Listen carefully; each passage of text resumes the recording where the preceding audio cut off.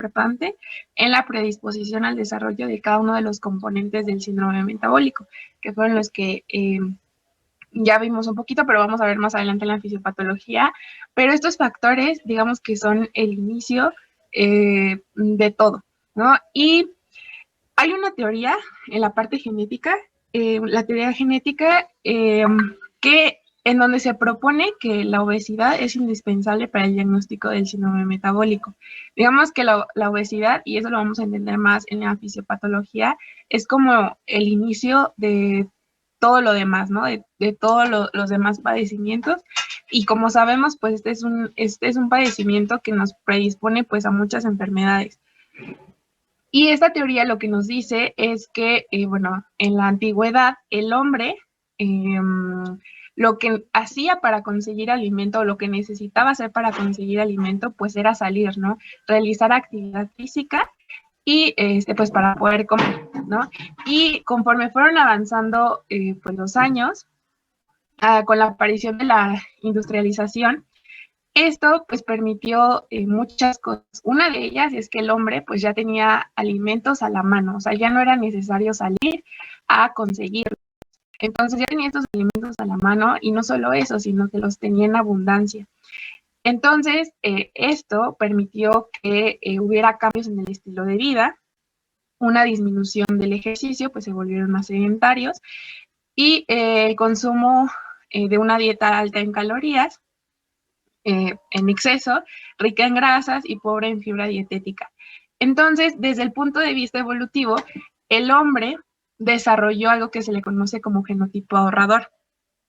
Este genotipo ahorrador lo que va a hacer es asegurar los cambios metabólicos necesarios para la acumulación de glucógeno muscular y triglicéridos en el tejido adiposo.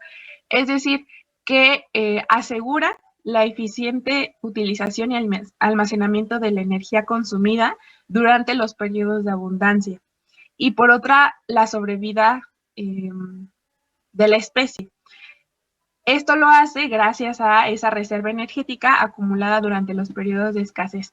Entonces, en conclusión, podemos decir que este consumo calórico aumentado o en exceso y la presencia de este genotipo ahorrador o de genes ahorradores que van a permitir el uso eficiente de esta energía va a explicar el aumento de peso, y por lo tanto, ese aumento de peso nos puede predisponer a la aparición de enfermedades crónicas como lo son la obesidad, la diabetes tipo 2 y pues finalmente el síndrome metabólico. Entonces, bueno, aquí hay, bueno, en los artículos donde estaba esta teoría, nos dice que el hombre se enfrentó, el hombre moderno es el producto de confrontar un viejo genoma con un nuevo medio ambiente que ofrece una dieta alta en lípidos y carbohidratos. Entonces, pues aquí podemos ver que la parte genética como la parte ambiental hasta cierto punto pues están ligadas. Llega un punto en donde tienen mucho que ver, ¿no? Una puede ser el producto de la otra, ¿no? Entonces, bueno, también tenemos genes asociados a la presencia de obesidad y el síndrome metabólico, como los genes específicos de adiposidad, que son los que codifican para proteínas relacionadas con la vía de síntesis y degradación de triglicéridos. También los genes involucrados en la proliferación y diferenciación de adipocitos, como el factor de transcripción par gamma 1, y los genes asociados al síndrome metabólico, como los que codifican para el sustrato del receptor de insulina.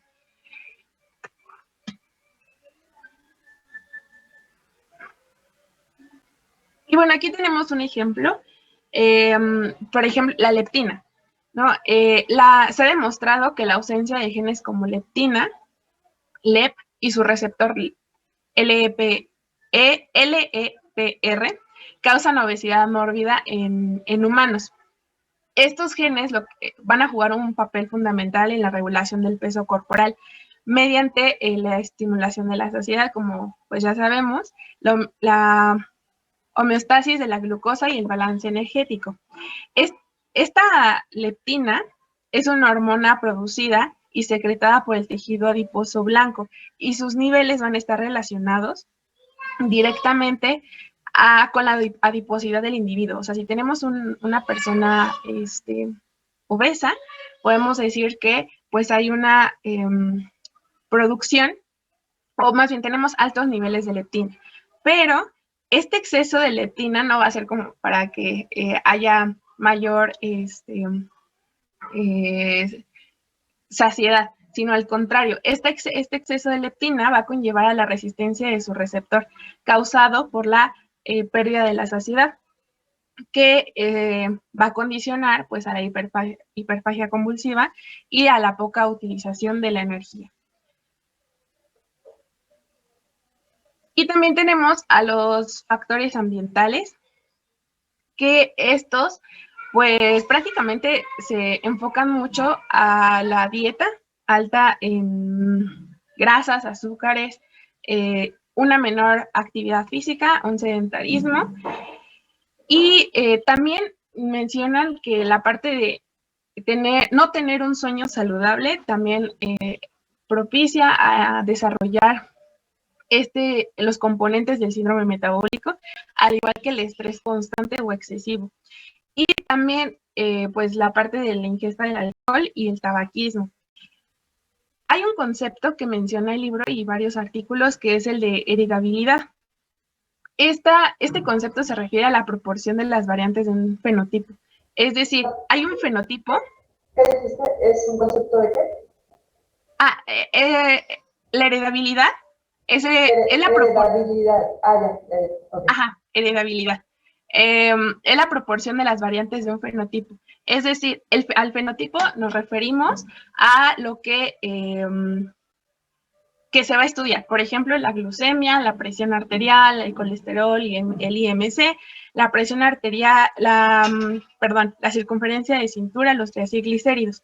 Que estos, más adelante vamos a ver que son los que nos van a dar el diagnóstico o los criterios de diagnóstico del síndrome metabólico.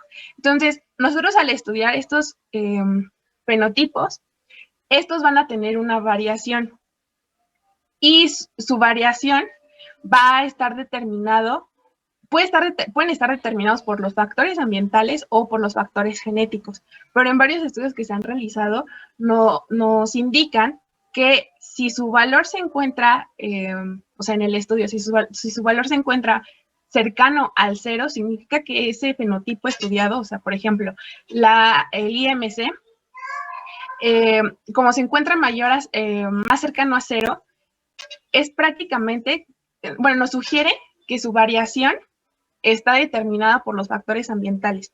O sea, estos factores ambientales van a jugar un papel muy importante. O sea, con todo esto, en conclusión, es que todos estos factores ambientales nos van a prácticamente determinar si podemos desarrollar pues el síndrome metabólico, ¿no? Podemos tener la predisposición genética, puede estar presente, sí, pero los factores ambientales son los que a lo mejor nos pueden permitir o nos pueden decir si la vamos a desarrollar. Nosotros decidimos si la desarrollamos o no, ¿no? En la mayor parte de los casos, porque si nosotros modificamos estos factores ambientales a una dieta pues saludable, la parte de actividad física y los demás que les acabo de mencionar, pues podemos retrasar esa aparición, la podemos disminuir, ¿no? Entonces, a pesar de que tengamos ese factor genético, pues los factores ambientales van a jugar un papel muy importante.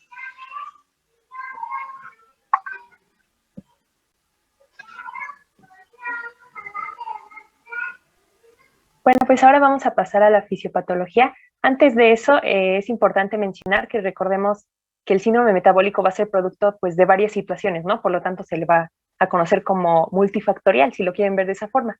Pues va a ser producto pues, de interacción pues, de muchos factores, ya han mencionado, ¿no? Genéticos, sociales, medioambientales, etc., etc. Entonces, los diferentes grupos van a concordar con que pues, hay varios componentes principales en este síndrome.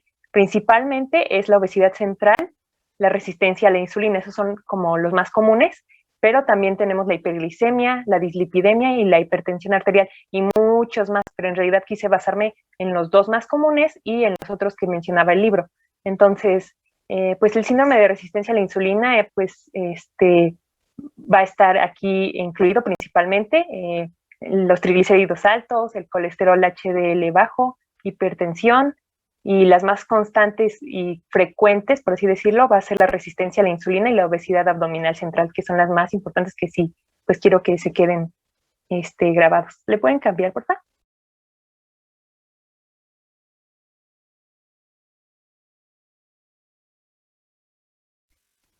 Ok, pues vamos a comenzar con la obesidad central. Esta es quizá uno de los más comunes de este síndrome metabólico. Y pues, ¿a qué voy con esto de obesidad central? Ya lo mencionó mi compañera Itzel, que va a ser esta acumulación central de tejido adiposo, ¿no? Que pues va a ser pues un factor predictivo para muchos componentes de este síndrome metabólico. Entonces, va a estar correlacionado pues significativamente pues con mayor riesgo de alteraciones cardiovasculares, eso ya es bien sabido, ¿no? Entonces, pues varios estudios poblacionales como tal demostraron que pues si existe un incremento del progresivo del IMC, va a haber también pues un incremento del riesgo pues de enfermedades crónicas, ¿no? El IMC pues es algo que ya lo hemos utilizado todos, ¿no? Es un indicador pues muy utilizado pues a nivel mundial para determinar el grado de obesidad. Sin embargo, pues es un indicador relativo si lo ven de esa forma, ¿no? Porque pues es amplia una heterogeneidad en la composición corporal en individuos que tengan el mismo IMC. Entonces, por lo tanto, pues bueno, ya les puse pues la clasificación que ya todo el mundo conocemos, pero también se utiliza algo muy importante que es la circunferencia de cintura, ¿no? Para indicar esta obesidad central. Entonces, veámoslo como complementario. Si el IMC no es algo pues muy fiable, entonces también nos podemos basar en la circunferencia de cintura, perdón, que lo tengo ahí abajo, en la tabla de abajito. En hombres y en mujeres pues difiere. Se dice que la Secretaría de Salud lo clasifica en una circunferencia abdominal sana a una menor o igual a 80 en mujeres y una menor o igual a 90 en hombres. Pero eso difiere de cada uno. También vi que en el IMSS creo utilizaban otra diferente, pero en realidad no es algo que se aleje a lo que les acabo de mencionar, ¿no? Entonces, ¿le puedes cambiar, porfis? Pues bueno, la obesidad aquí tengo como un esquema que siento que a lo mejor puede ser más entendible, porque les digo que esto se origina de muchos factores, entonces puede ser bastante relativo. Entonces, la obesidad se va a originar como tal por un balance energético positivo. ¿A qué me refiero con esto? En la balancita que está ahí en la imagen, pues creo que se podría explicar un poco mejor. Que el ingreso de energía no va a ser lo mismo al egreso de energía. Esto pues debido a una ingesta aumentada de alimentos, ¿no? Que se da en la obesidad principalmente. Entonces, este estado de acumulación lipídica pues va a necesitar de una capacidad de adaptación por parte del tejido adiposo, ¿no? Porque está recibiendo más de lo que está expulsando, si lo quieren ver de esa forma, muy vaga. Entonces, esta adaptación del tejido adiposo pues va a incluir una formación de adipocitos nuevos, ¿no? Que es un proceso que pues, se conoce como hiperplasia adipocítica, ¿no? Entonces, para intentar compensar, ¿no? Este ingreso mayor al egreso. Entonces, después de esto, la capacidad del tejido adiposo para responder a estas necesidades pues, de acumulación de grasa pues, va a tener su límite, ¿no? Y si sobrepasa este límite, pues puede sobrevenir algo conocido como hipertrofia adipocítica, perdón, y una respuesta pues inflamatoria. Entonces tenemos ese desbalance, la hiperplasia, que después puede sobrellevar a una hipertrofia adipocítica. Esta hipertrofia pues va a originar adipocitos disfuncionales y una llegada pues de acumulación de macrófagos dentro de este tejido. Y esta infiltración de macrófagos pues va sumado pues a la presencia de los adipocitos disfuncionales, pues puede llevar a una producción aumentada pues de adipocinas y proinflamatorias, ¿no? Que son las que están ahí ejemplificadas, que pues van a incluir el factor de necrosis tumoral alfa, también la interleucina 6, el inhibidor del activador de plasminógeno, ácidos grasos libres, entre otros ahí ejemplificados. Entonces, Esto, recordemos que ya lo habíamos visto con la doctora de Pato, que nos decía que la obesidad es una inflamación crónica subclínica por todo esto que les acabo de mencionar.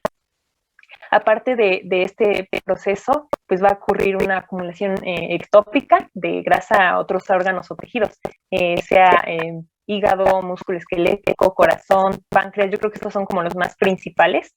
Y como estos órganos pues no son capaces de acumular lípidos sin la alteración de sus funciones, va a sobrevenir algo conocido como lipotoxicidad, del cual vamos a hablar más adelante, que puede llevar finalmente pues a una resistencia a la insulina en dichos órganos. O sea, todo esto que les acabo de mencionar sería como la relación de la obesidad con esta resistencia a la insulina, ¿vale? Entonces, ¿le puedes cambiar, porfa? Ahora vamos a hablar un poquito sobre resistencia a la insulina. Les digo, esto es un poco extenso, es un tema muy extenso, entonces voy a intentar darlo como lo más simplificado posible, pero como tal, la resistencia a la insulina ya la definieron bien, que pues es este estado donde pues, hay una menor respuesta por parte de los tejidos insulino dependientes a la presencia de la insulina. Entonces, va a implicar esta acción disminuida de la insulina sobre la captación de glucosa, ¿no? En órganos periféricos. Entonces, de inicio, los individuos pues van a mantener, con resistencia a la insulina, van a intentar mantener esta homeostasis de glucosa a través de un estado hiperinsulinémico compensatorio. Pero pues esta constante hiperproducción de insulina pues puede inducir a una insuficiencia en las células beta del páncreas, e incluso pues ya sabemos que puede predisponer pues a la intolerancia a la glucosa e incluso diabetes mellitus 2. Entonces, esta resistencia a la insulina, ya lo había mencionado, esta y la obesidad central son componentes claves del síndrome metabólico, pero se dice que su presencia como tal no va a ser pues universal, porque pues aproximadamente así lo mencionaba el libro, que un 78% de personas con este síndrome pues van a presentar la resistencia a la insulina, pero un 48% de los resistentes a la insulina tiene síndrome metabólico, entonces no es un factor muy específico, ¿no? Entonces, en realidad hay muchos mecanismos, encontré muchísimos que pueden ser los posibles causantes de la resistencia a la insulina. Entre ellos, pues tenemos una de señalización de la insulina, pues causada por mutaciones o modificaciones posttraduccionales del